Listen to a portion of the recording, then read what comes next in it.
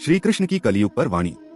एक समय जब महाभारत युद्ध के बाद शांति का वातावरण स्थापित हुआ, तब पांडवों ने भगवान श्री कृष्ण से विनम्र होकर प्रश्न किया, हे माधव, भविष्य में आने वाला कलियुग कैसा होगा? उसमें मनुष्य किस प्रकार का जीवन जिएगा? श्री कृष्ण मुस्कुराए और उनकी आंखों में करुणा झलक उठी। वे बोले, धर्मराज, कलियुग ऐसा युग होगा जहां धर्म धीरे धीरे क्षीण होगा। सत्य, दया, तप और दान, ये चार स्तंभ डगमगाने लगेंगे। मनुष्य बाहरी आडंबर में उलझ जाएगा और भीतर से खोखला होता जाएगा। लोगों के हृदय से धैर्य और संयम समाप्त हो जाएगा। माता पिता का सम्मान घटेगा, रिश्ते केवल स्वार्थ पर टिके होंगे। धन और वासना के पीछे भागता मनुष्य अपने ही जीवन का उद्देश्य भूल जाएगा।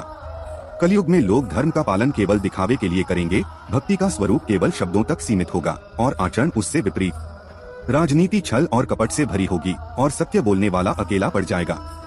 लेकिन श्री कृष्ण ने गंभीर स्वर में कहा, कलयुग की सबसे बड़ी विशेषता यह होगी कि सिर्फ मेरा नाम जप लेने से, मात्र हरे कृष्ण का उच्चारण करने से भटका हुआ जीव भी परम पद को प्राप्त कर सकेगा।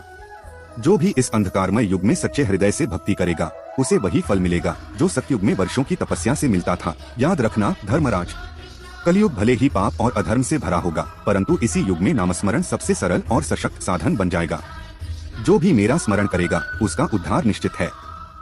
यह सुनकर पांडवों की आंखों में आंसू आ गए। उन्होंने समझ लिया कि भले ही कलयुग कठिन होगा, परंतु श्री कृष्ण की भक्ति ही सबका सहारा बनेगी। तो हे मानव, यदि तुम कलयुग में जन्मे हो तो भय मत करो। बस श्री कृष्ण का नाम लो, क्योंकि वही नाम है जो अंधकार में तुम्हारा पथ प्रदर्शक दीपक बनेगा। ऐसे हाय और कन्हैया सुनने के लिए हमारे चैनल स्टोरी बुक को सब्सक्राइब करें। धन्यवाद।